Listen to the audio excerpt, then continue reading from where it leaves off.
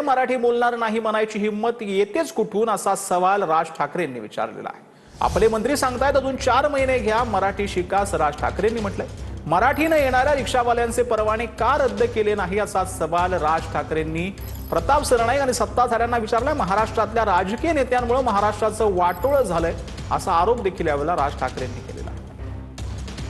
आज जो महाराष्ट्रामधला जो प्रश्न आज तो काय तो रिक्षा भिक्षांचा काय मराठी बोललं पाहिजे वगैरेचा जो विषय आलाय, हिम्मत कशी होते मला जरा सांगा। तुमच्या राज्यात येऊन तुम्हाला ते सांगतायत की नाही मराठी बोलणार आम्ही, आणि ज्याच्यावरती आमचे मंत्री त्यांना सांगतायत बरं बरं ठीक आहे 4 महिने अजून घ्या, मराठी शिका। हिम्मत नाही तुमची, लायसन्सच रद्द करा। मराठी टिकवायची असेल तर ती वरपासून खालपर्यंत टिकवायला लागते। परंतु हे सगळं वाटोळं जे झालेलं आहे, या सगळ्या वाटोळ्याला कारणीभूत फक्त महाराष्ट्रातले राजकारणी आहेत, दुसरं कोणी नाही।